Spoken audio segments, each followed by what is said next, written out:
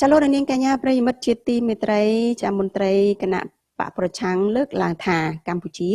នឹងបាត់បង់ទឹកដីនៅតំបន់ព្រំដែនទៅកាន់ប្រទេសថៃជាអចិន្ត្រៃយ៍ប្រសិនបើរដ្ឋាភិបាលកម្ពុជានៅតែប្រើវោហារសាស្ត្រការពារទឹកដីគណៈភាគីថៃបានពន្យាការកសាងហេដ្ឋារចនាសម្ព័ន្ធនិងបើកឲ្យប្រជាពលរដ្ឋមកទស្សនានៅតំបន់ដែលយោធាថៃបានដណ្ដើមវាយកបានពីកម្ពុជានោះចាលោកយ៉ងច័ន្ទតារាមានសេចក្តីរាយការណ៍អំពីរឿងនេះជូនលោកអ្នកនាងក្រោយពីមានការចុះកិច្ចព្រមព្រៀងបទឈប់បាញ់បណ្ដោះអាសន្នស្ថានភាពនៅតាមព្រំដែនកម្ពុជាថៃមានភាពខុសគ្នាដាច់ស្រឡះដោយនៅខាងកម្ពុជាមានប្រជាពលរដ្ឋភេសករាប់ពាន់គ្រួសារមិនអាចវិលត្រឡប់ទៅផ្ទះវិញបានទេនិងរស់នៅក្នុងតង់កៅស៊ូដោយក្តីសោកសៅខណៈនៅខាងភាគីថៃបានអភិវឌ្ឍតំបន់សមរភូមិដែលដណ្ដើមបានពីកម្ពុជាស្ទើរតែក្លាយទៅជាតំបន់រមណីយដ្ឋានទៅហើយនៅតំបន់អានសេះខេត្តព្រះវិហារសម្លេងគ្រឿងចាក់បានលាន់ឮរាល់ថ្ងៃដោយព្រះសង្ឃយាយជីតាជីនិងប្រជាពលរដ្ឋថៃមានទាំងចាស់ទាំងក្មេងបានចាក់ផ្លូវបេតុងទៅកាន់កន្លែងតម្កល់រូបព្រះពុទ្ធបដិមានិងសាងសង់សំណង់ជាច្រើនទៀតនៅរង្វង់មូលតាអ៊ុំដែលកងទ័ពថៃបានកំទេចចោលចំណែកនៅកន្លែងរូបសំណាកព្រះនរាយណ៍ជិតកាស៊ីណូអានសេះដែលយោធាថៃបានប្រួលចោលនោះវិញពួកគេបានស្ទូចព្រះពុទ្ធបដិមាយកមកតម្កល់នៅលើគ្រឹះរូបសំណាកព្រះនរាយណ៍ដែលបានដួលកាប់មុខនៅលើដីក្រៅពីនេះនៅទីតាំងមួយចំនួនទៀតយោធាថៃបានធ្វើទីកន្លែងតាំងរូបទាហានដែលបានពលីដើម្បីឲ្យប្រជាពលរដ្ឋរបស់ពួកគេមកទស្សនានិងគោរពវិញ្ញាណក្ខន្ធរីឯនៅប្រាសាទតាក្របីវិញកាន់តែមានភាពអធិកអធមដោយប្រជាពលរដ្ឋថៃបានសម្រុកមកទស្សនានិងធ្វើពិធីសាសនានៅទីនោះព្រះសង្ឃប្រជាពលរដ្ឋនិងយោធាថៃនៅតែបន្តសាងសង់ផ្លូវបេតុងកម្មចន្ទាព្រះពុទ្ធបដិមានិងរូបសំណាកផ្សេងទៀតចំណែកឯតួប្រាសាទយោធាថៃបានរីបន្លាលក់បិទជិតដោយរងចាំឲ្យក្រុមបច្ចេកទេសធ្វើការជួសជុលឡើងវិញចំណែកនៅឯតំបន់ប្រាសាទព្រះវិហារវិញយោធាថៃបានសាងសង់លិនដ្ឋានរឹងមាំនិងដាក់តម្រៀបទូកុងតឺន័រក្បែរទីតាំងប្រាសាទទាំងសងខាងតាក់ទងទៅនឹងរឿងនេះប្រមុខដឹកនាំស្ថាប័នអធិបតេយ្យជាតិព្រំដែននិងអន្តរប្រវេសន៍នៃរដ្ឋាភិបាលកម្ពុជាឯករាជ្យ$23លោកអ៊ុំសំអានប្រាប់ទូរទស្សន៍អាស៊ីសេរីនៅថ្ងៃទី19មករាថាប្រសិនបើរដ្ឋាភិបាលកម្ពុជាមិនប្រញាប់ប្តឹងប្រទេសថៃតាមរយៈយន្តការច្បាប់អន្តរជាតិនោះទេទឹកដីកម្ពុជាដែលយោធាថៃដណ្ដើមបានអាចនឹងបាត់បង់ទៅភាគីថៃជាអចិន្ត្រៃយ៍ដោយលោកយល់ថាថៃអាចនឹងប្រើប្រាស់គោលការណ៍ de facto ដែលជាគោលការណ៍ទទួលស្គាល់តាមព្រឹត្តិការណ៍ពិតចំពោះរដ្ឋណាមួយដែលគ្រប់គ្រងជាក់ស្ដែងចឹងបានជាខ្ញុំនៅតែស្នើទៅលោកហ៊ុនសែននិងលោកហ៊ុនម៉ាណែតចុះចេញពីតំណែងទៅដើម្បីបើកផ្លូវឲ្យមានរដ្ឋាភិបាលថ្មីមានដំណងថ្មីគេមកដឹកនាំប្រទេសទៅមានសមត្ថភាពក្នុងការពារទឹកដីហើយនិងមានសមត្ថភាពក្នុងការទាមទារទឹកដីចំនួន42តាំងដែលថៃកំពុងគ្រប់គ្រងត្រឡប់មកវិញបើមិនជាអត់មានដំណងថ្មីទេទឹកហ៊ុនដឹកនាំទៅមុខទៀតហ្នឹងគឺទឹកដីហ្នឹងប្រកាសជា 100% បាត់ទៅខាងភាគីថៃមិនអាចទាមទារបាននោះទេលោកអ៊ុំសំអានអះអាងទៀតថាក្រោយសង្គ្រាមនៅតាមព្រំដែនកម្ពុជាបានបាត់បង់ទឹកដីចំនួន41ទីតាំងទៅកាន់ភាគីថៃនិងការពារបានចំនួន13ទីតាំងលោកបន្តថាទីតាំងដែលទាហានថៃកំពុងគ្រប់គ្រងគឺមានទំហំរាប់រយរហូតដល់រាប់ពាន់គីឡូម៉ែត្រការ៉េហើយដែលទំហំនេះគឺហួសពីផែនទីខ្នាត1លើ50,000ដែលភាគីថៃបានគូជាឯកតោភាគីទៅទៀតជុំវិញរឿងនេះក្រសួងការបរទេសកម្ពុជាបានចេញសេចក្តីប្រកាសព័ត៌មានកាលពីយប់ថ្ងៃទី17ខែមករាដោយបានប្រឆាំងតវ៉ាចំពោះសកម្មភាពរបស់យោធាថៃដែលនៅតែបន្តគ្រប់គ្រងលើបូរណភាពទឹកដីកម្ពុជាតាមបណ្ដោយព្រំដែនដែលបានបណ្ដាលឲ្យខូចខាតទៅដល់កិច្ចខិតខំប្រឹងប្រែងដើម្បីកាត់បន្ថយភាពតានតឹងរវាងប្រទេសទាំងពីរនិងរារាំងទៅដល់ការវិលត្រឡប់របស់ជនស៊ីវិលទៅកាន់ផ្ទះសម្បែងនិងទ្រព្យសម្បត្តិរបស់ពួកគេដោយសុវត្ថិភាពនិងដោយសេចក្តីថ្លៃថ្នូរទោះជាយ៉ាងនេះក្តីអ្នកនាំពាក្យយោធាថៃបានថ្លែងកាលពីថ្ងៃទី18មករាដោយប្រតិកម្មចំពោះប្រព័ន្ធផ្សព្វផ្សាយបរទេសដែលចុះផ្សាយអំពីការឈ្លានពានរបស់ថៃមកលើបូរណភាពទឹកដីកម្ពុជាដោយពួកគេអះអាងថាតំបន់ដែលយោធាថៃដណ្ដើមបានពីកម្ពុជានោះគឺស្ថិតនៅក្រោមអធិបតេយ្យភាពរបស់ថៃហើយពួកគេចោទថាត្រូវកម្ពុជាដណ្ដើមយកទន្ទឹមគ្នានេះយោធាថៃបានព្រមានមកកាន់ប្រព័ន្ធផ្សព្វផ្សាយនិងស្ថាប័នរបស់កម្ពុជាឲ្យបញ្ឈប់ការប្រើប្រាស់ពាក្យថាថៃឈ្លានពានកម្ពុជាទៀតដោយយោធាថៃចោទថាជាពាក្យញុះញង់ដែលធ្វើឲ្យខូចខាតទៅដល់កិច្ចខិតខំប្រឹងប្រែងដើម្បីបន្ថយភាពតានតឹងផ្ទុយពីការអះអាងនេះមន្ត្រីគណៈបកប្រឆាំងលើកឡើងថា ការអាងរបស់យោធាថៃនេះគឺជាការគម្រាមឲ្យកម្ពុជាកែប្រែប្រវត្តិសាស្ត្រដើម្បីរួចផុតពីការប្រឈមមុខលើផ្លូវច្បាប់នៅពេលអនាគត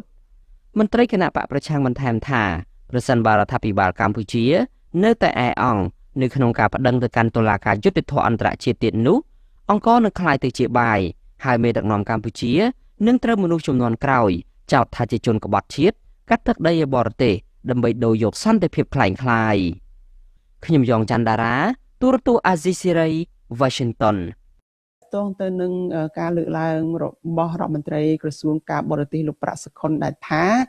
ចាលោកចិនស៊ីដែលបានទទួលសញ្ជាតិខ្មែរកាលពីឆ្នាំ2014ដោយមានលោកហ៊ុនសែនជាអ្នកស្នើសុំជាធម្មតាគឺនាយករដ្ឋមន្ត្រីជាអ្នកស្នើសុំ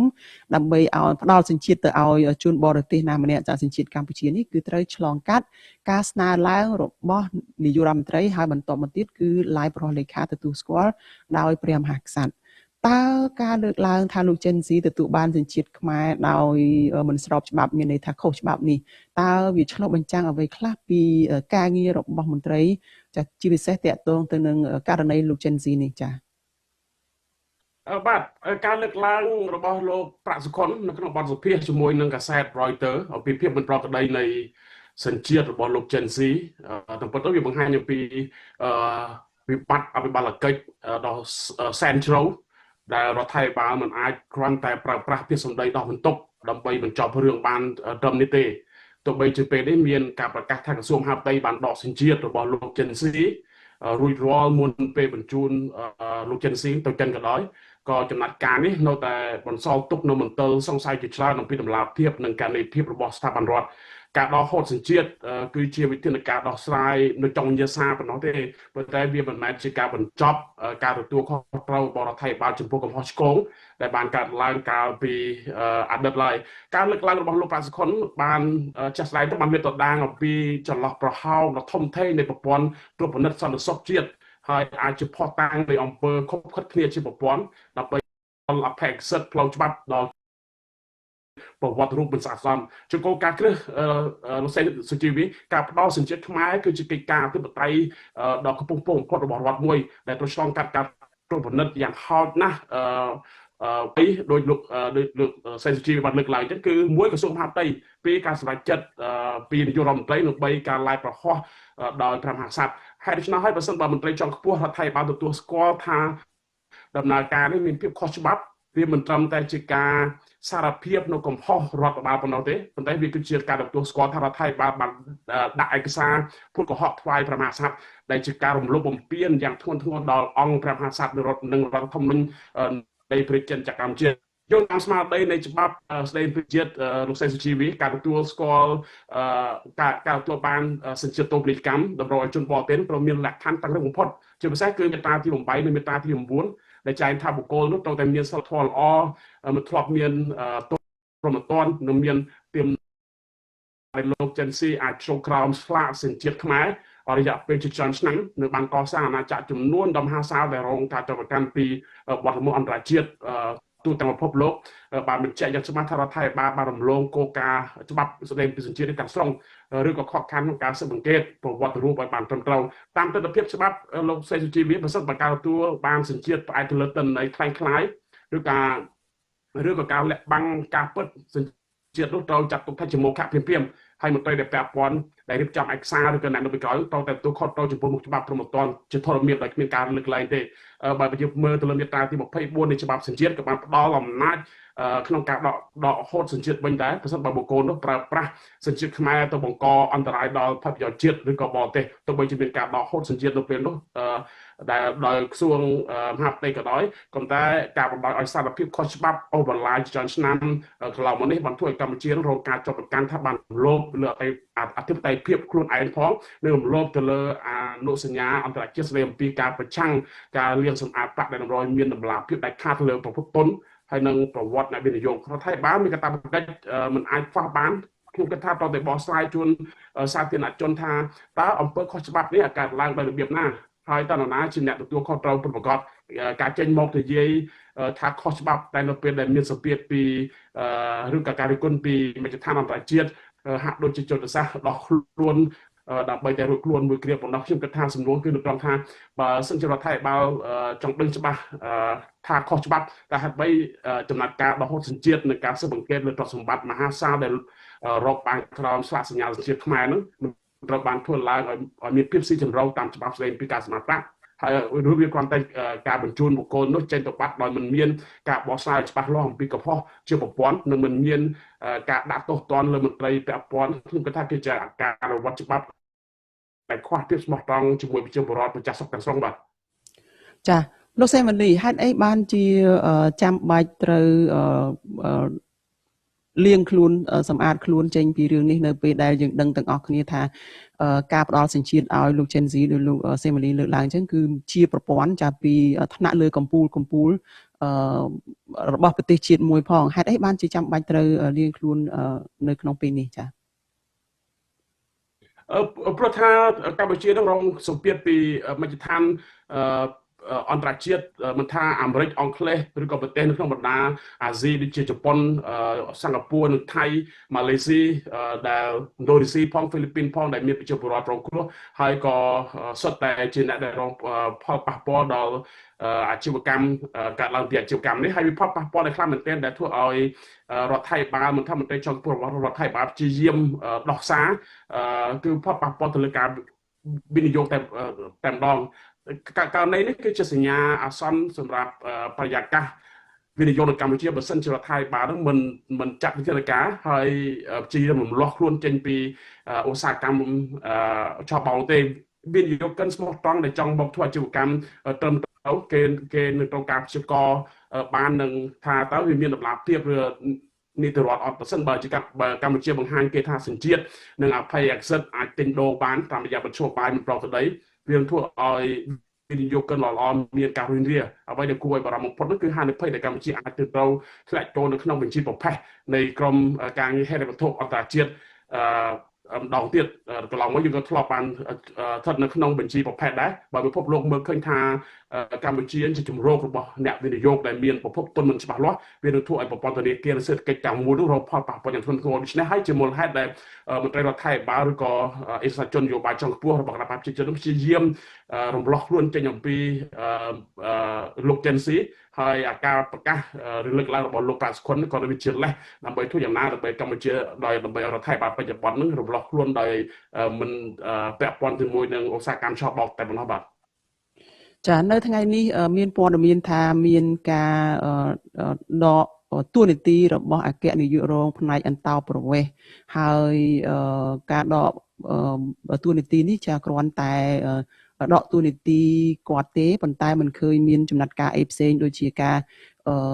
ចាត់វិធានការផ្លូវច្បាប់ទេគឺគ្រាន់តែដកហើយឲ្យទៅជាមន្ត្រីធម្មតាវិញចាគឺអគ្គនាយករងអន្តោប្រវេសន៍តើការចាត់វិធានការនេះគ្រប់គ្រាន់ដែរទេចាលោកសេមលីខ្ញុំគិតថាមិនទាន់គ្រប់គ្រាន់ទេដោយសារតែ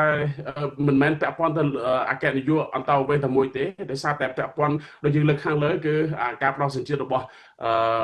ជនបរទេសម្នាក់វាមានភាពកិត្តក្រមនឹងមឹងម៉ាត់ខ្លាំងណាស់ទៅឆ្លងកាត់មន្ត្រីពាក់ព័ន្ធនានារបស់ក្រសួងមហាផ្ទៃរហូតដល់ទៅដល់ការសម្រេចចិត្តរបស់នាយករដ្ឋមន្ត្រីបានប្រមូលឯកសារឬក៏អីបញ្ជូនទៅអង្គព្រះមហាក្សត្រឲ្យ live ចេញប្រជាកិច្ចដូច្នេះខ្ញុំគិតថាអគ្គនាយកដ្ឋានតែម្យ៉ាងមិនអាចដោះស្រាយបានទេគឺត្រូវតែទាញអ្នកដែលពាក់ព័ន្ធនៅពីក្រោយក្នុងការលក់សញ្ជាតិឲ្យជនឆោបបោកឬអក្រិតជននឹងមកប្រឈមទៅនឹងទោសប្រមទ័នឬក៏ទោសដែលមានជាធនមានបើមិនអញ្ចឹងទេមជ្ឈដ្ឋានអន្តរជាតិខ្ញុំគិតថានៅតែមិនទុកចិត្តជាពិសេសអ្នកវិនិយោគិនដែលស្អាតសមនិងមិនជឿទៅលើតម្លាភាពនិងការនីតិភាពរបស់រដ្ឋាភិបាលបច្ចុប្បន្នវាប៉ះពាល់ដល់ជាភាពការរស់នៅប្រជាជនវាប៉ះពាល់ទៅដល់កំណើនសេដ្ឋកិច្ចជាតិទាំងមូលផងបាទចាមានការលើកឡើងថាជារួមចាសរុបសេចក្តីមកតាំងពីការអះអាងរបស់រដ្ឋមន្ត្រីក្រសួងការបរទេសកម្ពុជាការដកតួនាទីរបស់មន្ត្រីនៅនាយកដ្ឋានអន្តោប្រវេសន៍ការចេញបង្ក្រាបរបស់អាជ្ញាធរ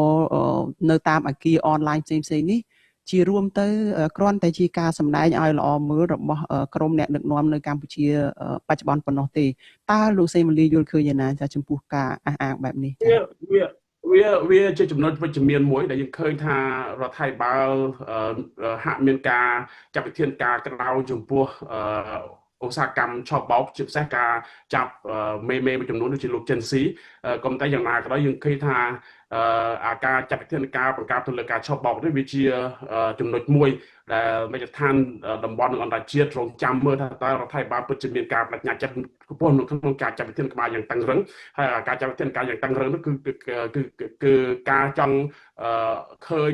ពីមជ្ឈដ្ឋានអន្តរជាតិ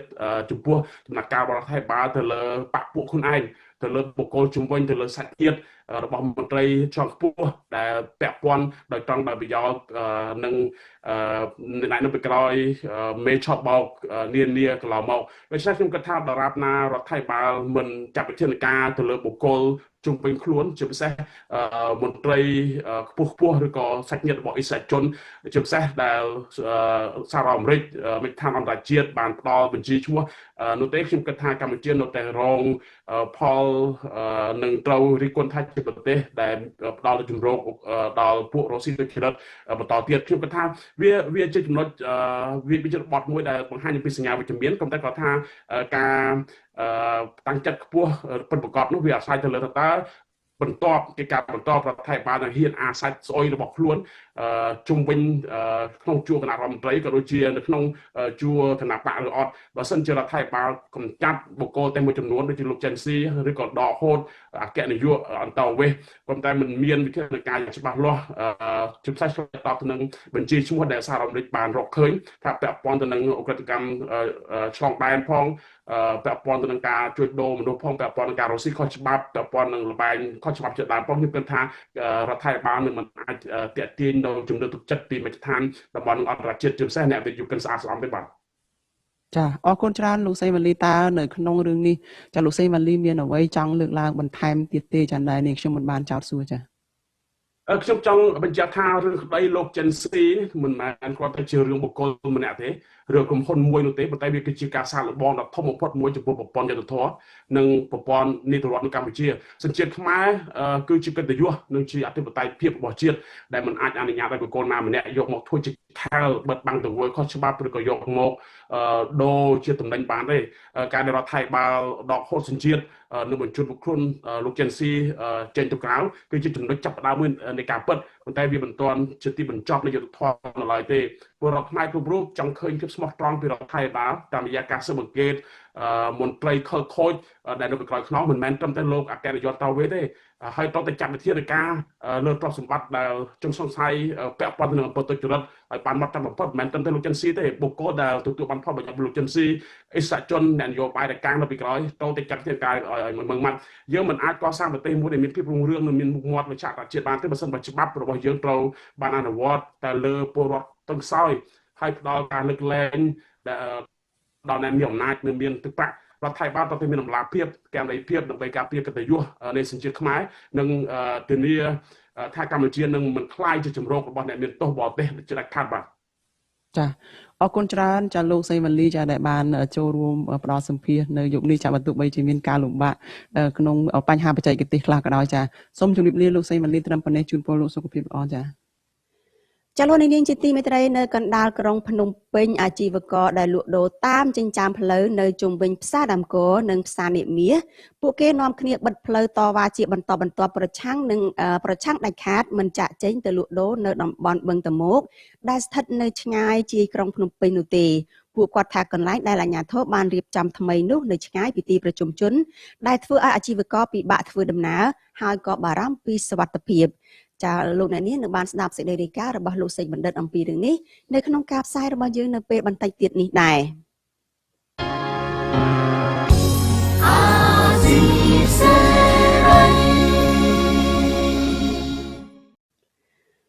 លោកអ្នកនាងកញ្ញាជាទីមេត្រីអ្នកខ្លំមើលសង្គមអះអាងថានៅក្រោមការដឹកនាំរបស់ក្រុមគ្រួសារត្រកូលហ៊ុននៅក្នុងរយៈពេលជាង4ទសវត្សរ៍មកនេះបានធ្វើប្រទេសកម្ពុជាបែកបាក់នាំឲ្យជាតិធ្លាក់ចុះទុនខ្សោយនិងបណ្ដាលឲ្យជនបរទេសជាពិសេសប្រទេសជិតខាងមាក់ងាយតាមតែអំពើចិត្តការអាននេះធ្វើឡើងក្រោយពេលដែលប្អូនប្រុសរបស់នាយករដ្ឋមន្ត្រីហ៊ុនម៉ាណែតគឺលោកហ៊ុនម៉ាណីលើកឡើងថា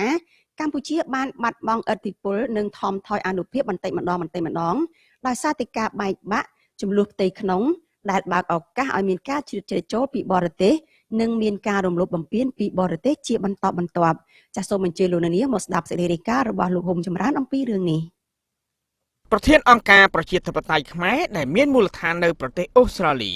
លោកសង្សានករណាលើកឡើងថាប្រទេសកម្ពុជាក្រោមការដឹកនាំបែបសន្តិវង្សបន្តពីឪពុកមកកូនបានបង្កឲ្យមានការបែកបាក់ផ្ទៃក្នុងនិងការគៀបសង្កត់ដោយប្រើប្រាស់ប្រព័ន្ធតុលាការចាប់អ្នកមានមតិផ្ទុយពីខ្លួនដាក់ពន្ធនាគារនិងបង្កើតបកពួកនិយមបណ្ដាលឲ្យមានអំពើពុករលួយកើតឡើងចាក់ស្រេះធ្វើឲ្យប្រទេសកម្ពុជាចុះខ្សោយនិងធ្វើឲ្យប្រទេសជិតខាងប្រមាថមើលងាយតាមអំពើចិត្តលោកសង្សានករណាអះអាងថាគ្មានអ្នកណាដែលធ្វើឲ្យមានការបែកបាក់ផ្ទៃក្នុងក្រៅតែពីគ្រួសារលោកហ៊ុនសែននោះទេហើយការអំពាវនាវរបស់គ្រួសារត្រកូលហ៊ុនឲ្យមានការរួបរวมជាធ្លុងមួយគឺគ្រាន់តែជាការនិយាយឲ្យតែល្អមើលប៉ុណ្ណោះ ឃើញថាសារអំពាវនាវឲ្យមានការរួបរวมជាតិនេះបានធ្វើឡើងជាបន្តបន្ទាប់ប៉ុន្តែបើយើងនិយាយអំពីទង្វើវិញគឺផ្ទុយស្រឡះតែម្ដងហើយអ្នកដែលធ្វើផ្ទុយស្រឡះហ្នឹងតើខាងណាដែលជាអ្នកដែលមានឥទ្ធិពលខ្លាំងជាងគេអំពីការធ្វើឲ្យមានការបែកបាក់ហ្នឹងហើយអ្នកដែលមានឥទ្ធិពលយើងដឹងហើយគឺគណៈបកកណ្ដាលអំណាចតែម្ដង តាំងពីការដឹកនាំនៅចំនួនលោកប្រធានព្រឹទ្ធសភាជាឪពុកនឹងជានាយករដ្ឋមន្ត្រី លោកសង្សានករណាបន្ថែមទៀតថាចំពោះអ្នកដែលធ្វើការស្របតាមរដ្ឋធម្មនុញ្ញត្រូវបានគ្រួសារលោកហ៊ុនសែនធ្វើទុកបុកម្នេញដោយអ្នកខ្លះស្លាប់បាត់បង់ជីវិតខ្លះពិការខ្លះត្រូវគ្រួសារត្រកូលហ៊ុនប្រើប្រាស់ប្រព័ន្ធតុលាការចាប់ខ្លួនខ្លះត្រូវរត់ចេញទៅក្រៅប្រទេសប៉ុន្តែពួកគេបានបង្កើតបកពួកនិយមធ្វើឲ្យសេដ្ឋកិច្ចជាតិចុះខ្សោយខ្ចីបំណុលពីបរទេសគ្រប់ទិសទីខណៈពលរដ្ឋមួយភាគធំកំពុងរស់នៅក្នុងទុក្ខវេទនា ប្រតិកម្មរបស់លោកសង្សានករណានេះគឺឆ្លើយតបទៅនឹងការថ្លែងរបស់កូនប្រពៅរបស់លោកហ៊ុនសែនគឺលោកហ៊ុនម៉ាណីរដ្ឋមន្ត្រីក្រសួងមុខងារសាធារណៈនិងជាប្រធានសហភាពសហព័ន្ធយុវជនកម្ពុជាលោកហ៊ុនម៉ាណីបានថ្លែងនៅក្នុងពិធីសំណេះសំណាលលើកទី3កាលពីថ្ងៃទី18មករាថាកម្ពុជានៅក្នុងសម័យអង្គរធ្លាប់ជាអាណាចក្រដែលមានភាពរុងរឿងមានអានុភាពកេរ្តិ៍ឈ្មោះនិងអរិយធម៌ឥទ្ធិពលបំផុតមួយនៅតំបន់អាស៊ីអាគ្នេយ៍ប៉ុន្តែត្រូវបានបាត់បង់ឥទ្ធិពលនិងថមថយអានុភាពបន្តិចម្ដងដោយសារតែការបែកបាក់និងចំនួនផ្ទៃក្នុងដែលបើកឱកាសឲ្យមានការជ្រៀតជ្រែកពីបរទេសសង្គ្រាមរ៉ាំរ៉ៃនិងការរំលោភបំពានពីប្រទេសជិតខាងជាបន្តបន្ទាប់ អ្វីដែលយើងជួបប្រទះដែលអាចនឹងធ្វើឲ្យយើងមានការកាត់អោនឈឺចាប់ដោយសារការប្រមាថឬក៏កត្តាអយុត្តិធម៌ដែលធ្វើមកលើកម្ពុជាណាក៏ដោយតែសូមឲ្យកូនខ្មែរគ្រប់រូបនឹងឃើញដល់ដូនតានឹងឃើញដល់អតីតកាល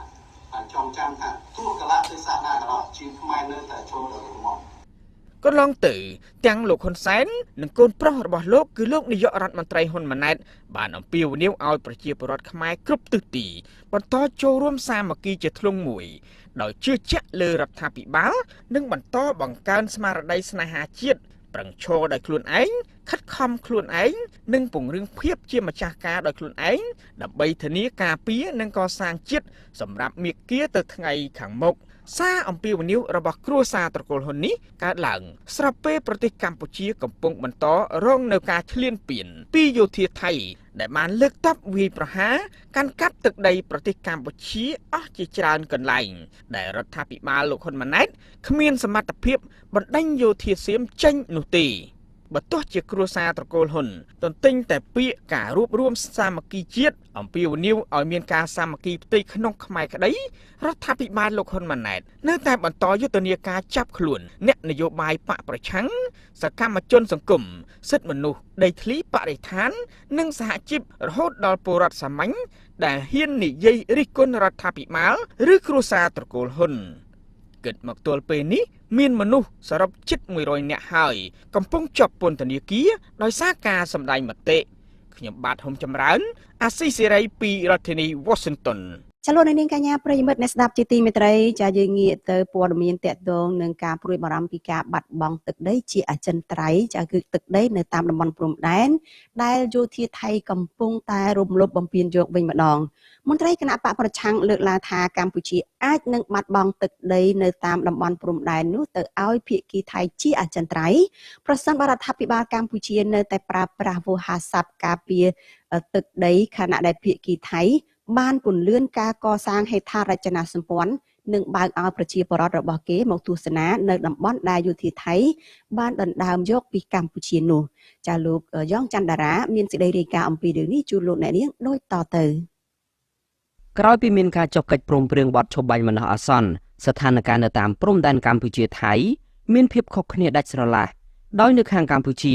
មានប្រជាពលរដ្ឋភេសករាប់ពាន់គ្រួសារមិនអាចវិលត្រឡប់ទៅផ្ទះវិញបានទេនឹងរស់នៅក្នុងតង់កៅស៊ូដោយក្តីសោកសៅខណៈនៅខាងភាគីថៃបានអភិវឌ្ឍតំបន់សមរភូមិដែលដណ្ដើមបានពីកម្ពុជាស្ទើរតែក្លាយទៅជាតំបន់រមណីយដ្ឋានទៅហើយនៅតំបន់អានសេះខេត្តព្រះវិហារសម្លេងគ្រឿងចក្របានលាន់ឮរាល់ថ្ងៃដោយព្រះសង្ឃយាយជីតាជីនិងប្រជាពលរដ្ឋថៃមានទាំងចាស់ទាំងក្មេងបានចាក់ផ្លូវបេតុងទៅកាន់កន្លែងតម្កល់រូបព្រះពុទ្ធបដិមានិងសាងសង់សំណង់ជាច្រើនទៀតនៅរង្វង់មូលតាអ៊ុំដែលកងទ័ពថៃបានកំទេចចោលចំណែកនៅកន្លែងរូបសំណាកព្រះនរាយណ៍ជិតកាស៊ីណូអានសេះដែលយោធាថៃបានផ្ដួលចោលនោះវិញពួកគេបានស្ទូចព្រះពុទ្ធបដិមាយកមកតម្កល់នៅលើគ្រឹះរូបសំណាកព្រះនរាយណ៍ដែលបានដួលផ្កាប់មុខនៅលើដីក្រៅពីនេះនៅទីតាំងមួយចំនួនទៀតយោធាថៃបានធ្វើទីកន្លែងតាំងរូបទាហានដែលបានពលីដើម្បីឲ្យប្រជាពលរដ្ឋរបស់ពួកគេមកទស្សនានិងគោរពវិញ្ញាណក្ខន្ធរីឯនៅប្រាសាទតាក្របីវិញកាន់តែមានភាពអធិកអធមដោយប្រជាពលរដ្ឋថៃបានសម្រុកមកទស្សនានិងធ្វើពិធីសាសនានៅទីនោះព្រះសង្ឃប្រជាពលរដ្ឋនិងយោធាថៃនៅតែបន្តសាងសង់ផ្លូវបេតុងកម្មចន្ទាព្រះពុទ្ធបដិមានិងរូបសំណាកផ្សេងទៀតចំណែកឯតួប្រាសាទយោធាថៃបានរីបន្លាលក់បិទជិតដោយរងចាំឲ្យក្រុមបច្ចេកទេសធ្វើការជួសជុលឡើងវិញចំណែកនៅឯតំបន់ប្រាសាទព្រះវិហារវិញយោធាថៃបានសាងសង់លិនដ្ឋានរឹងមាំនិងដាក់តម្រៀបទូកុងតឺន័រក្បែរទីតាំងប្រាសាទទាំងសងខាងតកតងទៅនឹងរឿងនេះប្រមុខដឹកនាំស្ថាប័នអធិបតេយ្យជាតិព្រំដែននិងអន្តរប្រវេសន៍នៃរដ្ឋាភិបាលកម្ពុជាឯករាជ្យ23ដុល្លារលោកអ៊ុំសំអានប្រាប់ទូរទស្សន៍អាស៊ីសេរីនៅថ្ងៃទី19មករាថា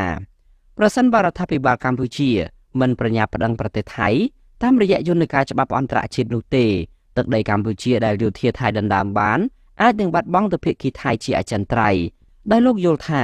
ថៃអាចនឹងប្រើប្រាស់គោលការណ៍ de facto ដែលជាគោលការណ៍ទទួលស្គាល់តាមព្រឹត្តិការណ៍ពិតចំពោះរដ្ឋណាមួយដែលគ្រប់គ្រងជាក់ស្ដែង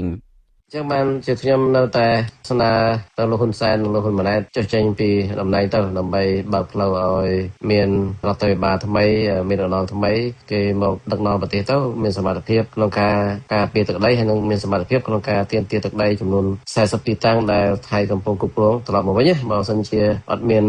រណងថ្មីទេទឹកហ៊ុនដឹកនាំទៅមុខទៀតហ្នឹងគឺទឹកដីហ្នឹងប្រកាសជា 100% បាត់ទៅខាងភាគីថៃមិនអាចទាមទារបាននោះទេលោកអ៊ុំសំអានអះអាងទៀតថាក្រោយសង្គ្រាមនៅតាមព្រំដែនកម្ពុជាបានបាត់បង់ទឹកដីចំនួន41ទីតាំងទៅកាន់ភាគីថៃនិងការពារបានចំនួន13ទីតាំងលោកបន្តថាទីតាំងដែលទាហានថៃកំពុងគ្រប់គ្រងគឺមានទំហំរាប់រយរហូតដល់រាប់ពាន់គីឡូម៉ែត្រការ៉េហើយដែលទំហំនេះគឺហួសពីផែនទីខ្នាត1លើ50,000ដែលភាគីថៃបានគូរជាឯកតោភាគីទៅទៀតជុំវិញរឿងនេះក្រសួងការបរទេសកម្ពុជាបានចេញសេចក្តីប្រកាសព័ត៌មានកាលពីយប់ថ្ងៃទី17ខែមករាដោយបានប្រឆាំងតវ៉ាចំពោះសកម្មភាពរបស់យោធាថៃដែលនៅតែបន្តគ្រប់គ្រងលើបូរណភាពទឹកដីកម្ពុជាតាមបណ្ដោយព្រំដែនដែលបានបណ្ដាលឲ្យខូចខាតទៅដល់កិច្ចខិតខំប្រឹងប្រែងដើម្បីកាត់បន្ថយភាពតានតឹងរវាងប្រទេសទាំងពីរនិងរារាំងទៅដល់ការវិលត្រឡប់របស់ជនស៊ីវិលទៅកាន់ផ្ទះសម្បែងនិងទ្រព្យសម្បត្តិរបស់ពួកគេដោយសុវត្ថិភាពនិងដោយសេចក្តីថ្លៃថ្នូរទោះជាយ៉ាងនេះក្តីអ្នកនាំពាក្យយោធាថៃបានថ្លែងកាលពីថ្ងៃទី18មករាដោយប្រតិកម្មចំពោះប្រព័ន្ធផ្សព្វផ្សាយបរទេសដែលចុះផ្សាយអំពីការឈ្លានពានរបស់ថៃមកលើបូរណភាពទឹកដីកម្ពុជាដោយពួកគេអះអាងថាតំបន់ដែលយោធាថៃដណ្ដើមបានពីកម្ពុជានោះគឺស្ថិតនៅក្រោមអធិបតេយ្យភាពរបស់ថៃហើយពួកគេចោទថាត្រូវកម្ពុជាដណ្ដើមយកទន្ទឹមគ្នានេះយោធាថៃបានព្រមានមកកាន់ប្រព័ន្ធផ្សព្វផ្សាយនិងស្ថាប័នរបស់កម្ពុជា ឲ្យបញ្ឈប់ការប្រើប្រាស់ពាក្យថាថៃឈ្លានពានកម្ពុជាទៀតដោយយោធាថៃចោទថាជាពាក្យញុះញង់ដែលធ្វើឲ្យខូចខាតទៅដល់កិច្ចខិតខំប្រឹងប្រែងដើម្បីបន្ថយភាពតានតឹងផ្ទុយពីការអះអាងនេះមន្ត្រីគណៈបកប្រឆាំងលើកឡើងថាការអះអាងរបស់យោធាថៃនេះគឺជាការគំរាមឲ្យកម្ពុជាកែប្រែប្រវត្តិសាស្ត្រដើម្បីរួចផុតពីការប្រឈមមុខលើផ្លូវច្បាប់នៅពេលអនាគតមន្ត្រីគណៈបកប្រឆាំងបន្ថែមថាប្រសិនបើរដ្ឋាភិបាលកម្ពុជានៅតែអែអង្កនៅក្នុងការប្តឹងទៅកាន់តុលាការយុត្តិធម៌អន្តរជាតិទៀតនោះអង្គរនឹងក្លាយទៅជាបាយហើយមេដឹកនាំកម្ពុជានឹងត្រូវមនុស្សជំនាន់ក្រោយចោទថាជាជនក្បត់ជាតិកាត់ទឹកដីឲ្យបរទេសដើម្បីដូរយកសន្តិភាពคล้ายៗខ្ញុំយ៉ងច័ន្ទដារាទូរទស្សន៍អាស៊ីសេរី Washington ចាលោកនាងជាទីមេត្រីយើងងាកមកព័ត៌មានតកតងនឹងស្ថានភាពនៅកណ្ដាលទីក្រុងភ្នំពេញចាតកតងទៅនឹងអាជីវករដែលកំពុងលក់ដូរនៅក្នុងផ្សារដើមគោនិងផ្សារនាគមាសអាជីវករលក់ដូរតាមចិញ្ចើមផ្លូវនៅជុំវិញផ្សារដើមគោនិងផ្សារនាគមាសនៅក្នុងរាជធានីភ្នំពេញនាំគ្នាតវ៉ាជាបន្តបន្ទាប់ប្រឆាំងដាច់ខាតមិនចាក់ចេញទៅលក់ដូរនៅតំបន់បឹងតមោកដែលស្ថិតនៅជាយក្រុងភ្នំពេញនោះទេពួកគាត់អះអាងថាកន្លែងដែលអាជ្ញាធរបានរៀបចំជាថ្មីនោះគឺនៅឆ្ងាយពីទីប្រជុំជនដែលធ្វើឲ្យអាជីវករពិបាកធ្វើដំណើរនិងបារម្ភពីសុវត្ថិភាពចាសសូមអញ្ជើញលោកអ្នកនាងមកទស្សនាសេចក្តីរាយការណ៍របស់លោកសេចបណ្ឌិតអំពីរឿងនេះដូចតទៅអាជីវករលក់ដូរនៅផ្សារដើមគោនិងផ្សារនាគមាសបានប្រមូលផ្ដុំគ្នារយៈពេល2ថ្ងៃជាប់គ្នាមកហើយតវ៉ាប្រឆាំងនឹងការបណ្តេញចេញរបស់អាជ្ញាធរក្រុងភ្នំពេញដែលបង្ខំឲ្យពួកគាត់ទៅលក់ដូរនៅកន្លែងថ្មីពួកគាត់ថាអាជ្ញាធរបានយកលេសដើម្បីរៀបចំសណ្ដាប់ធ្នាប់តាមដងផ្លូវបើទោះបីជាអាជីវករស្នើសុំលក់ដូរនៅតាមហាងនិងនៅមុខផ្ទះក្នុងទីតាំងដដែលដោយសន្យាថាលែងយកចិញ្ចើមផ្លូវជាកន្លែងលក់ដូរទៀតក្តីហេតុផលនេះហើយដែលធ្វើឲ្យពួកគាត់មិនសប្បាយចិត្តនិងនៅតែប្រឆាំងមិនចាកចេញអាជីវករលក់ដូរនៅផ្សារដើមគោលោកស្រីឈួនឆវ័នបានលើកឡើងនៅថ្ងៃទី19ខែមករាថាអាជីវករភាគច្រើនពុំសប្បាយចិត្តសោះចំពោះវិធានការរបស់អាជ្ញាធរដែលបង្ខំឲ្យពួកគាត់ចាកចេញទៅលក់ដូរនៅតំបន់បឹងតាមុកស្ថិតនៅក្នុងសង្កាត់គូរកាខណ្ឌព្រែកភ្នៅលោកស្រីថាតំបន់នោះជាតំបន់ដាច់ស្រយាលហើយគ្មានសុវត្ថិភាពលោកស្រីនៅតែប្រាជ្ញាថានឹងមិនចាកចេញពីទីតាំងចាស់នោះឡើយហើយសន្យាថាឈប់យកចិញ្ចើមផ្លូវធ្វើជាកន្លែងលក់ដូរទៀតហើយសូមសំណូមពរឲ្យពួកគាត់សម័យពួកខ្ញុំលក់ឡើងទៅខាងលើធ្វើសម្ដាប់ធ្នាប់ឲ្យពួកខ្ញុំឡើងទៅខាងលើកុំឲ្យស្ទាក់ផ្លូវគេតែប៉ុណ្្នឹងឯងអីដែលខ្ញុំសូមបានខ្ញុំជួយទៅខាងកងទ័ពច្រើនណាស់ខ្ញុំមិនគួរណាធ្វើឲ្យខ្ញុំបែបហ្នឹងវិញខ្ញុំឈឺចិត្តណាស់ហើយខ្ញុំមិនចង់ឲ្យទង្វើហ្នឹងខ្មែរគ្រប់រូបធ្វើដូចជាគាត់ទេគាត់មានហេតុផលគាត់ឥឡូវស្ដាប់ហេតុផលខ្ញុំវិញបានខ្ញុំសូមតែបន្តិចហ្នឹងឯងរីឯអាជីវករម្នាក់ទៀតគឺលោកស្រីគ្រីច័ន្ទធូលើកឡើងស្រដៀងគ្នានេះដែរថាលោកស្រីក៏មិនចាក់ចេញពីផ្សារដើមគោនោះដែរពីព្រោះបារម្ភថាពេលទៅលក់ដូរនៅកន្លែងថ្មីខ្លាចលក់មិនដាច់ធ្វើឲ្យប៉ះពាល់ដល់ជីវភាពខណៈមុខរបរមួយនេះជាទីពឹងក្នុងគ្រួសារ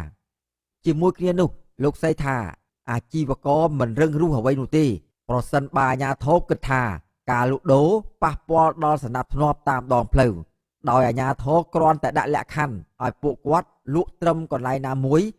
និងម៉ោងណាមួយជាក់លាក់ល្អជាងបង្ខំឲ្យអាជីវករទាំងអស់ចាកចេញទៅកន្លែងថ្មីខ្ញុំមានតែលើកម្រាមដបដល់សម្ដេចពុកសម្ដេចម៉ែនិងថ្នាក់ដឹកនាំទាំងអស់ជួយមើលឲ្យកូនចៅបានលក់ដូរឲ្យកូនចៅបានលក់ដូរដោយដើមតែធ្វើចរាចរណ៍កំណត់ម៉ោងពេលវេលាកូនចៅលក់ចោះកូនចៅលក់យប់ទេកូនចៅដឹងថាប៉ះពាល់ដល់ចរាចរណ៍ប៉ុន្តែយប់អស់លោកគាត់សម្រានទេខ្ញុំលក់យប់ដើម្បីយកកម្រៃខ្លះទៅចិញ្ចឹមគ្រួសារតែប៉ុណ្ណោះជុំវិញរឿងនេះអភិបាលរាជធានីភ្នំពេញលោកខួងស្រេងនៅថ្ងៃទី19ខែមករាបានបង្ហោះសារនៅលើទំព័រ Facebook របស់លោកថាក្រោយពីបានជួបជុំជាមួយនឹងអាជីវករជាច្រើនអ្នកដែលជាអ្នកលក់ដូរតាមចិញ្ចើមផ្លូវនិងទ្រូងផ្លូវនៅផ្សារដើមគោរួចមកលោកបានបញ្ជាក់ជំហរជាថ្មីថារដ្ឋបាលរាជធានីភ្នំពេញនៅតែបន្តយកចិត្តទុកដាក់និងសម្របសម្រួលព្រមទាំងធានាដល់ជីវភាពរស់នៅរបស់អាជីវករទាំងអស់ប្រសិនបើប្រឈមនឹងជីវភាពខ្វះខាតខ្លាំងក្រោយពីជំនះឲ្យតែលក់ដូរនៅកន្លែងថ្មីនោះមែនក្នុងនោះលោកថាអាជ្ញាធរនឹងផ្ដល់អង្គទំនុកបម្រុងស្របតាមគោលនយោបាយរបស់រដ្ឋាភិបាលដែលថាមិនទុកប្រជារាស្ត្រណាម្នាក់ចោលនោះទេអភិបាលរាជធានីភ្នំពេញរូបនេះបានបញ្ជាក់ទៀតថាអាជ្ញាធរបដិសេធចំពោះសំណើរបស់អាជីវករទាំងអស់ដែលស្នើសុំបន្តលក់ដូរនៅលើចិញ្ចើមផ្លូវ និងទ្រូងផ្លូវ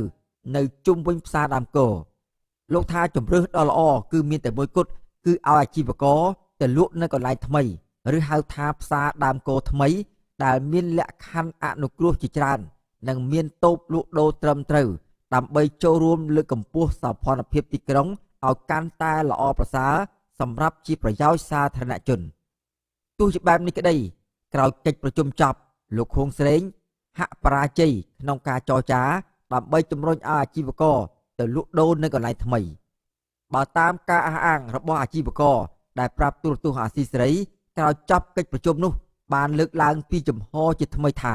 ពួកគាត់នៅតែក្រាញ់ននៀលបន្តលក់ដូរនៅផ្សារដើមគោនិងផ្សារនាគមាសដដែលព្រោះពួកគាត់ខ្លាចតែលក់ដូរនៅតំបន់ថ្មីពុំសូវដាច់គ្មានចំណូលគ្រប់គ្រាន់ធ្វើឲ្យជីវភាពខ្វះខាតខ្លាំងខណៈអាជីវករភាគច្រើនមានបន្ទុកគ្រួសារច្រើនជាពិសេសកំពុងជំពាក់បំណុលធនាគារតែកតិននៅរឿងនេះប្រធានមជ្ឈមណ្ឌលប្រជាពលរដ្ឋដើម្បីអភិវឌ្ឍនិងសន្តិភាពលោកយងគំអេងលើកឡើងថាការរៀបចំសណ្ដាប់ធ្នាប់តាមដងផ្លូវគឺជារឿងល្អតែយ៉ាងណាលោកថាអាជ្ញាធរត្រូវតែដោះស្រាយបញ្ហានេះដោយមានហេតុផលច្បាស់លាស់និងសមរម្យសម្រាប់ប្រជាពលរដ្ឋទន្ទឹមគ្នានោះលោកថាអាជ្ញាធរក៏ត្រូវតែប្រកាន់នូវតម្លាភាពនិងយុត្តិធម៌ត្រឹមត្រូវព្រោះថាករណីដែលអាជីវករលក់ដូរតាមទ្រូងផ្លូវនិងចិញ្ចើមផ្លូវនោះគឺមិនមែនបណ្ដាលមកពីពលរដ្ឋតែប៉ុណ្ណោះទេគឺមានការសំគំនិតគ្នាពីអាជ្ញាធរដែលទទួលបានផលប្រយោជន៍ពីការទារលុយពីអាជីវករទើបធ្វើឲ្យករណីនេះបន្តរីករាលដាលកាន់តែធំ มันគួរយកចំណែកនៃផ្លូវយកទៅលក់ដូរហើយកន្លែងខ្លះផ្លូវទូចទៅទៀតហើយលក់ដូរនៅលើទ្រូងផ្លូវនោះវាពិបាកបាទធ្វើដំណើរហើយសួរថាអាជ្ញាធរឃើញហើយសួរពួកគាត់សតតែគាត់មានការបង់លុយអីចឹងទៅដោយសារតែរឿងនឹងហើយកុំទៅបន្ទោសពួកគាត់នឹង 100% គួរតែបន្ទោសអាជ្ញាធរគួរតែដាក់បន្ទុកទៅដល់អាជ្ញាធរដែរអាជ្ញាធរខ្លួនឯងពេលខ្លះប្រកបភាពសុខស្មាញសម្រាប់នេះដែរបាទចឹងខ្ញុំថានេះជារឿងមួយសំខាន់ដែលជាការរៀនសូត្រមួយតាំងពីណាពីណីមកដែលមេរៀននេះមិនត្រូវបានដោះស្រាយហើយនៅដដែលទន្ទឹមគ្នានោះក្រោយពីអាជ្ញាធរបានចាត់វិធានការរឹតបន្តឹងមកលើក្រុមអាជីវករលក់ដូរនៅជុំវិញផ្សារដើមគោអស់រយៈពេលជាង2ថ្ងៃមកនោះគេសង្កេតឃើញថាមានប្រជាពលរដ្ឋខ្លះគាំទ្រដោយបញ្ចេញមតិថាការលក់ដូរដែលកេងប្រវ័ញ្ចលើដីចំណីផ្លូវនិងចិញ្ចើមផ្លូវធ្វើឲ្យមានការរំខានដល់ការធ្វើដំណើរតាមដងផ្លូវនិងបង្កគ្រោះថ្នាក់ចរាចរណ៍រួមនឹងធ្វើឲ្យបាត់បង់សោភ័ណភាពទីក្រុងផងចំណែកប្រជាពលរដ្ឋខ្លះទៀតពុំសាទរនោះទេដោយមើលឃើញថាបញ្ហានេះកើតឡើងសឹងតែគ្រប់ទីកន្លែងនៅទីក្រុងភ្នំពេញជាពិសេសផ្សារធំដូចជាផ្សារអូរស័យផ្សារថ្មីផ្សារចាស់និងផ្សារកណ្ដាលជាដើមពួកគាត់ថាបញ្ហានេះបណ្ដាលមកពីរដ្ឋាភិបាលគ្មានការរៀបចំផ្លូវនិងទីតាំងលក់ដូរឲ្យប្រជាពលរដ្ឋឲ្យបានត្រឹមត្រូវដូចជាគ្មានផ្លូវសម្រាប់មនុស្សដើរកន្លែងចំណតឡានម៉ូតូនិងគ្មានការកំណត់ទីតាំងច្បាស់លាស់ឲ្យប្រជាពលរដ្ឋលក់ដូរបានត្រឹមត្រូវខ្ញុំបាទសេកបណ្ឌិតទូរទស្សន៍អាស៊ីសេរីពីរដ្ឋធានីវ៉ាស៊ីនតោនចាលោកនាងកញ្ញាប្រិយមិត្តជាទីមេត្រីយើងងាកចេញពីការតវ៉ារបស់ក្រុមអាជីវករនៅផ្សារដើមគោនិងផ្សារនាគមាសនេះទៅមើលស្ថានភាពរបស់អ្នកជាប់ឃុំមួយរូបចាដែលជាឪពុករបស់អ្នកអត្ថាធិប្បាយនយោបាយគឺលោកសូនតារាវិញម្ដងចាឪពុករបស់លោកសូនតារាគឺលោកសុកស៊ុណារ៉េតទទូចឲ្យសាលាឧទ្ធរភ្នំពេញទម្លាក់ចោលការចាប់ប្រកាន់និងដោះលែងលោកឲ្យមានសេរីភាពវិញដោយលោកអះអាងថាលោកគឺជាមនុស្សស្អាតស្អំនិងមិនបានរក្សាទុកគ្រឿងញៀនដោយតុលាការចាប់ប្រកាន់លោកនោះទេចាមន្ត្រីសង្គមស៊ីវិលចាត់ទុករឿងនេះថាគឺជាល្បិចនយោបាយធ្វើទុកបុកម្នេញសេរីភាពលើអ្នកនយោបាយនិងគ្រួសាររបស់អ្នកនយោបាយចាលោកនៅវណ្ណរិនមានសេចក្តីរាយការណ៍អំពីរឿងនេះជូនលោកអ្នកនាង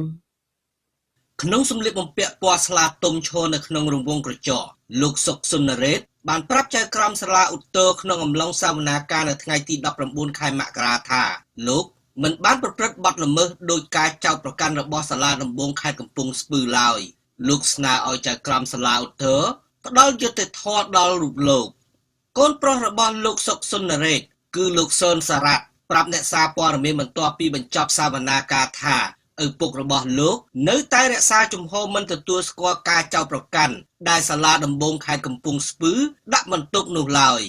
លោកបញ្ជាក់ថានៅក្នុងបន្ទប់សវនាការនៅព្រឹកនេះ ឪពុករបស់លោកបានស្នើឲ្យប្រធានក្រុមប្រឹក្សាជំនុំជម្រះទម្លាក់ការចោទប្រកាន់និងដោះលែងឲ្យលោកមានសេរីភាពឡើងវិញទោះយ៉ាងណាលោកស៊ុនសារ៉ាត់បានអះអាងថាព្រះរាជអាជ្ញាជុំសែនសទ្ធាបែរជាស្នើឲ្យចៅក្រមបន្ថែមទោសពិន័យលើឪពុករបស់លោកដោយថាសេចក្តីសម្រេចរបស់សាលាដំបងខេត្តកំពង់ស្ពឺមិនបានដាក់ទោសពិន័យនោះទេលោកស៊ុនសារ៉ាត់សម្ដែងការសោកស្ដាយចំពោះព្រះរាជអាជ្ញាដែលស្នើឲ្យចៅក្រមដាក់ពិន័យលើឪពុករបស់ខ្លួនបន្ថែមលើទោសជាប់ពន្ធនាគារជាច្រើនឆ្នាំទៅហើយនោះខ្ញុំយល់ថាវាជារឿងអយុត្តិធម៌មួយបន្ថែមទៀតអ្នកដែលឪពុករបស់ខ្ញុំគាត់បានចានចោលទៅនឹងសេចក្តីសម្រេចដាក់ពន្ធនាគារហើយមិនតែទុកចិត្តហើយប៉ុន្តែបែរជាមកធោគេបែរជាទៅបន្ថែមពិន័យបន្ថែមទៀតចឹងណាហ្នឹងហើយលោកស៊ុនសារ៉ាត់ថាសុខភាពផ្លូវចិត្តរបស់ឪពុកលោកនៅរឹងមាំក៏ប៉ុន្តែសុខភាពផ្លូវកាយរាងទ្រុឌទ្រោមខ្លាំងលោកស្នើសុំឲ្យសាលាឧទ្ធរភ្នំពេញផ្ទៀងផ្ទាត់និងពិចារណាអង្គហេតុឡើងវិញហើយផ្ដល់យុត្តិធម៌ឲ្យឪពុករបស់ខ្លួននិងស្នើជាថ្មីទៀតដល់លោកហ៊ុនសែននិងលោកហ៊ុនម៉ាណែតឲ្យយោគយល់និងអនុគ្រោះដល់ឪពុករបស់ខ្លួនដែលមានជំងឺប្រចាំកាយមានវ័យចាស់ជរានិងធ្លាប់បម្រើជាតិក្នុងនាមជាកងទ័ពជាង30ឆ្នាំមកហើយគឺនៅក្នុងបន្ទប់ហ្នឹងវាចង្អៀតហើយសុទ្ធតែក្មេងៗណាហើយចាស់តែគាត់ទេក្នុងបន្ទប់ហ្នឹងហើយឧស្សាហ៍ក្អកអត់បាត់បាទក្អកជារៀងរាល់ថ្ងៃហើយលេបតាមអីក៏អត់បាត់ដែរអញ្ចឹងណាតែឥឡូវហ្នឹងគឺឡើងរមាស់ឡើងអីពេញខ្លួនអីចឹងក្រោយបញ្ចប់សវនាការប្រធានក្រុមប្រឹក្សាជំនុំជម្រះសាលាឧទ្ធរលោកអ៊ិតសុធាសម្រាប់ប្រកាសសារដីកាសំណុំរឿងលោកសុកសុនរ៉េតនៅថ្ងៃទី29ខែមករាខាងមុខនេះលោកសុកសុនរ៉េតត្រូវបានតុលាការខេត្តកំពង់ស្ពឺកាត់ទោសឲ្យជាប់ពន្ធនាគារ4ឆ្នាំក្រោមបទរក្សាទុកដោយខុសច្បាប់នៅសារធាតុញៀនដែលលោកតែងតែបដិសេធការចោទប្រកាន់នេះលោកត្រូវបានបញ្ជូនទៅឃុំឃាំងនៅពន្ធនាគារខេត្តកំពង់ស្ពឺកាលពីថ្ងៃទី13ខែវិច្ឆិកាឆ្នាំ2024លោកសុកសុនរ៉េតត្រូវបានមន្ត្រីកងរាជអាវុធហត្ថចាប់ឃុំខ្លួនក្រោយពីលោកហ៊ុនសែនព្រមមានដកតំណែងនិងបណ្ដេញពីក្របខ័ណ្ឌការងាររដ្ឋប្រសិនបើលោកស៊ុនដារ៉ាជាកូនប្រុសដែលកំពុងរស់នៅប្រទេសបារាំងបន្តរិះគន់អំពើផ្ដាច់ការនិងការរំលោភសិទ្ធិមនុស្សរបស់លោកហ៊ុនសែននិងក្រុមគ្រួសារត្រកូលហ៊ុនលោកសុកសុនរ៉េតគឺជាអតីតមន្ត្រីយោធាសឹករងខេត្តកំពង់ស្ពឺនិងបានចូលនិវត្តន៍កាលពីឆ្នាំ2022មន្ត្រីអង្គការជាន់ខ្ពស់នៃអង្គការសមាគមសិទ្ធិមនុស្សអាត6លោកកឹមពិសិដ្ឋចាត់ទុកករណីនេះថាជាការធ្វើទុកបុកម្នេញលើក្រុមគ្រួសាររបស់លោកសុកសុនរ៉េតពីព្រោះមុនពេលសមត្ថកិច្ចចាប់ឃុំខ្លួនលោកកូនប្រុសរបស់លោកគឺលោកស៊ុនដារ៉ាបានធ្វើសកម្មភាពបញ្ចេញមតិពាក់ព័ន្ធអំពីអំពើអយុត្តិធម៌សង្គមនិងនយោបាយជាច្រើនអញ្ចឹងយើងសន្មតថានេះជាការធ្វើការរដ្ឋបတ်ជាការរំខានទៅដល់ក្រុមគ្រួសារឬក៏បុគ្គលដែលជាប្រទេសសម្រាប់វិគុណផងដែរបាទអ្នកខ្លោមើលក៏សម្គាល់ថាពុំមានអ្នកទោសមនសិការឬអ្នកទោសក្រោមទម្រង់ការរដ្ឋបတ်សេរីភាពរូបណាត្រូវបានផ្ដល់យុត្តិធម៌និងដោះលែងឲ្យមានសេរីភាពឡើងវិញនោះទេនៅក្រោមកណ្ដាប់ដៃរបស់រដ្ឋាភិបាលត្រកូលហ៊ុនសកម្មជនមួយចំនួនត្រូវបានតុលាការឲ្យនៅក្រៅឃុំដោយសារតែពួកគេសុំទោសលោកហ៊ុនសែននិងលោកហ៊ុនម៉ាណែតឬព្រមចុះចូលគណៈបកប្រជាជនកម្ពុជាតែប៉ុណ្ណោះរីឯអ្នកទោសមនសិការដែលមិនព្រមសុំទោសឬបដិសេធមិនចូលរួមគណៈបកប្រជាជនកម្ពុជាត្រូវបានតុលាការសម្រេចដាក់ពន្ធនាគារគ្រប់ពេលកំណត់ដោយគ្មានលើកលែងនោះទេជាក់ស្ដែងកាលពីថ្ងៃទី19ខែមករានេះប្រធានតំបន់មួយរូបនៃសមាគមប្រជាធិបតេយ្យឯករាជ្យសេដ្ឋកិច្ចក្រៅប្រព័ន្ធហៅកាត់ថា IDEA គឺលោកជាចន្ទថាត្រូវបានដោះលែងចេញពីពន្ធនាគារក្រោយពីលោកជាប់ពន្ធនាគារគ្រប់រយៈពេល18ខែតាមការផ្ដន្ទាទោសរបស់តុលាការលោកត្រូវបានតុលាការកាត់ឲ្យមានទោសបន្ទាប់ពីធ្វើសកម្មភាពជួយជនក្រីក្រទោះយ៉ាងណាប្រធានសមាគមលោកវ៉ាន់ពៅសរសេរនៅក្នុង Facebook របស់លោកថាដោយគិតថេរវេលានៃការចាប់ខ្លួនរហូតមកដល់ពេលនេះមានរយៈពេល18ខែ3ថ្ងៃឯណោះដែលលោកជាចន្ទថាជាប់ពន្ធនាគារអ្នកខ្លាំមើលលើកឡើងថាស្ថានភាពសិទ្ធិមនុស្សនៅកម្ពុជាធ្លាក់ចុះក្នុងវិបត្តិកាន់តែអាក្រក់ឡើង កាលណារដ្ឋាភិបាលក្រុមគ្រួសារត្រកូលហ៊ុននៅតែបន្តដឹកនាំប្រទេសពួកគេថាឧក្រិដ្ឋកម្មនយោបាយងើបមួយវាយមួយរបស់លោកហ៊ុនសែនមិនត្រឹមតែកម្ចាត់ដោយបំពានលើក្រុមអ្នកនយោបាយប្រឆាំងនិងសកម្មជនគ្រប់វិស័យប៉ុណ្ណោះនោះទេប៉ុន្តែឈានទៅដល់ការធ្វើការបំផ្លាញក្រុមគ្រួសារសាច់ញាតិដែលមិនពាក់ព័ន្ធទៀតដូចជាករណីលោកសុកសុនរ៉េតដែលជាឪពុកបង្កើតរបស់លោកសុនដារ៉ាជាដើមការបង្ក្រាបឧក្រិដ្ឋកម្មឆបោកតាមអនឡាញដើម្បីតែបញ្ជៀសការដាក់សម្ពាធពីសហគមន៍អន្តរជាតិទន្ទឹមគ្នានេះស្ថានទូតចិនប្រចាំនៅកម្ពុជារិះគន់ចំណាត់ការបង្ក្រាបដែលគ្មានប្រសិទ្ធភាពទៅលើឧក្រិដ្ឋកម្មទាំងនេះនិងបានលើកឡើងពីក្តីកង្វល់ពាក់ព័ន្ធនឹងជនជាតិចិនជាច្រើនករណីដែលបានបាត់ខ្លួនដោយសារតែរងការបង្ខាំងធ្វើទរណកម្មនៅក្នុងឧស្សាហកម្មឆបោកតាមអនឡាញចាលោកប្រាជេវមានសេចក្តីរាយការណ៍អំពីរឿងនេះជូនលោកអ្នកនាងឧក្រិដ្ឋកម្មឆបោកតាមអនឡាញនៅកម្ពុជានៅតែត្រូវបានរងការចោទប្រកាន់ពាក់ព័ន្ធការបង្ខាំងមនុស្សធ្វើទរណកម្មនិងបង្កឲ្យមានការរំលោភសិទ្ធិមនុស្សធ្ងន់ធ្ងរជាប្រព័ន្ធគណៈសហគមន៍អន្តរជាតិរួមទាំងចិនផងកំពុងបង្កើនការដាក់សម្ពាធឲ្យរដ្ឋាភិបាលត្រកូលហ៊ុន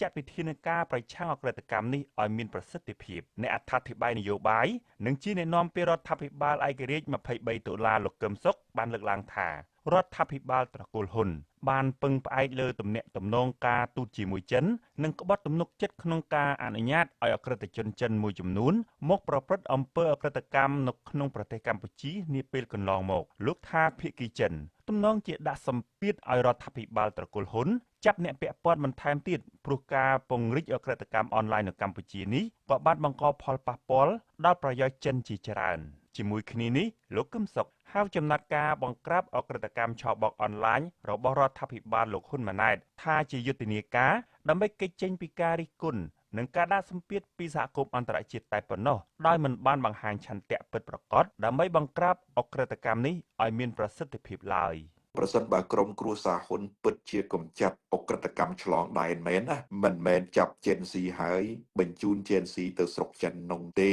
កាលណាគេកម្ចាត់អក្រិតកម្មឆ្លងដែនណាជេនស៊ីត្រូវតែប្រឈមនៅតុលាការកម្ពុជាសិនជាពិសេសបណ្ដាញធំត្រូវសួរជេនស៊ីនោះបណ្ដាញនៅឯណាខ្លះជាប់ពាក់ព័ន្ធឯណាខ្លះក្រុមគ្រួសារហ៊ុនប្រមាណអ្នកមន្ត្រីរដ្ឋាភិបាលប្រមាណអ្នកហើយចាត់ការទៅលើពួកមេបណ្ដាញធំនោះទើបអាចកម្ចាត់អក្រិតកម្មឆ្លងដែនអន្តរជាតិរដ្ឋាភិបាលចិនថ្មីនេះបានជំរុញឲ្យរដ្ឋាភិបាលកម្ពុជាពង្រឹងការការពារពលរដ្ឋរបស់ខ្លួនបន្ទាប់ពីរកឃើញថាមានជនជាតិចិនជាច្រើនបាត់ខ្លួននៅកម្ពុជាយោងតាមសេចក្តីថ្លែងការណ៍របស់ឯកអគ្គរដ្ឋទូតចិនប្រចាំកម្ពុជាលោកវ៉ាងវិនពីនបានលើកឡើងក្រោយជំនួបជាមួយរដ្ឋមន្ត្រីក្រសួងមហាផ្ទៃលោកសសុខាកាលពីថ្ងៃទី17ខែមករាឲ្យដឹងថារដ្ឋាភិបាលចិនមានក្តីកង្វល់យ៉ាងខ្លាំងចំពោះករណីជនជាតិចិនជាច្រើនអ្នកដែលបានបាត់ខ្លួននិងមិនអាចតាក់ទងបានហើយករណីជនជាតិចិនដែលបានបាត់ខ្លួនភាគច្រើនគឺពួកគាត់ពាក់ព័ន្ធនឹងអំពើឆបោកតាមអនឡាញនៅកម្ពុជាឯកអគ្គរដ្ឋទូតចិនរូបនេះបានសង្កត់ធ្ងន់ថាបញ្ហានេះបានបង្កជាឧបសគ្គនិងផលប៉ះពាល់ធ្ងន់ធ្ងរសម្រាប់កិច្ចសហប្រតិបត្តិការលើទំនាក់ទំនងកម្ពុជានិងចិនឯកអគ្គរដ្ឋទូតចិនលោកវ៉ាងវិនពីនចង់ឃើញអាជ្ញាធរកម្ពុជាចាត់វិធានការប្រកបដោយប្រសិទ្ធភាពដើម្បីបង្ក្រាបអក្រិតកម្មឆបោកឆ្លងដែនរួមទាំងការបង្កើនប្រសិទ្ធភាពក្នុងការជួយសង្គ្រោះជនរងគ្រោះពីការបង្ខាំងធ្វើទារុណកម្មនិងការក្លែងបន្លំតាមអ៊ីនធឺណិតដែលកំណត់គោលដៅលើជនជាតិចិនដើម្បីជួយសង្គ្រោះនិងធានាសុវត្ថិភាពដល់ពួកគេនៅកម្ពុជានាយកទទួលបន្ទុកកិច្ចការទូតនៃអង្គការការពារសិទ្ធិមនុស្សលីកាដូលោកអំសំអាតបានយល់ឃើញថាការជំរុញរបស់ភាគីចិនបង្ហាញឲ្យឃើញថាចំណាត់ការបង្ក្រាបនិងការស៊ើបអង្កេតរបស់អាជ្ញាធរនៅមានចន្លោះប្រហោងជាច្រើនក្នុងការប្រឆាំងអក្រិតកម្មឆបោកតាមអនឡាញជនបរទេសទាំងចិនទាំងបរទេសផ្សេងទាំងមានការរត់ចេញពីអគារនៅតំបន់ផ្សេងគ្នាកន្លែងចំណុចនេះហើយដែលទាមទារឲ្យអាជ្ញាធរមានការយកចិត្តទុកដាក់បន្ថែមទៀតបើសិនជាអក្រិតជនឬក៏អ្នកដែលប្រព្រឹត្តបានធ្វើការឆបោកតាមប្រព័ន្ធអនឡាញនឹងត្រូវធានាថានឹងចាប់យកមកអនុវត្តតាមផ្លូវច្បាប់ហើយចំពោះជនរងគ្រោះក៏យើងត្រូវធានាអំពីសុវត្ថិភាពរបស់ពួកគេហើយក៏ដូចជាការជួយសង្គ្រោះសម្រាប់ពួកគេផងដែរទន្ទឹមនឹងការរិះគន់របស់អន្តរជាតិចំពោះចំណាត់ការបង្ក្រាបគ្មានប្រសិទ្ធភាពនិងដំណាភៀបលើអក្រិតកម្មឆ្លងដែននៅកម្ពុជាជនបរទេសរាប់សិបនាក់នៅតាមបណ្ដាខេត្តមួយចំនួនដូចជាខេត្តព្រះសីហនុក្រុងបាវិតខេត្តស្វាយរៀងត្ ត្បូងឃ្មុំនិងបូកគោខេត្តកំពតជាដើមនៅតែនាំគ្នាសម្រុកចេញពីអគារឆបោកតាមអនឡាញយ៉ាងអនាធិបតេយ្យរូបភាពនៃជនបរទេសសម្រុកចេញពីអគារទាំងនោះត្រូវបានអ្នកឃ្លាំមើលរិះគន់ថាកន្លងមករដ្ឋាភិបាលកម្ពុជាមិនបានអើពើក្នុងការស៊ើបអង្កេតនិងបង្ក្រាបអក្រិតកម្មឆបោកតាមអនឡាញនោះទេអ្នកអធិប្បាយនយោបាយលោកកឹមសុខបានលើកឡើងថាសហគមន៍អន្តរជាតិនឹងមិនដកថយក្នុងការដាក់សម្ពាធលើរដ្ឋាភិបាលកម្ពុជាក្នុងការប្រឆាំងនឹងអក្រិតកម្មឆបោកតាមអនឡាញឡើយលោកយល់ឃើញថាការដែលមិនថមថយរបស់អន្តរជាតិក្នុងការដាក់សម្ពាធលើរដ្ឋាភិបាលត្រកូលហ៊ុននេះគឺជាសញ្ញារាំងខ្ទប់ចរន្តសេដ្ឋកិច្ចកម្ពុជាដែលធ្វើឲ្យរដ្ឋាភិបាលត្រកូលហ៊ុនប្រឈមបាត់បង់អំណាចដែរព្រោះលោកថាអក្រិតជនដែលតែងតែផ្ដល់លុយកាក់ដល់រដ្ឋាភិបាលត្រកូលហ៊ុននោះគឺគ្មានស្ថិរភាពធានាដល់អំណាចរដ្ឋាភិបាលត្រកូលហ៊ុនទៀតឡើយខ្ញុំប្រាជ្ញទូរទស្សន៍អាស៊ីសេរីពីរដ្ឋធានី Washington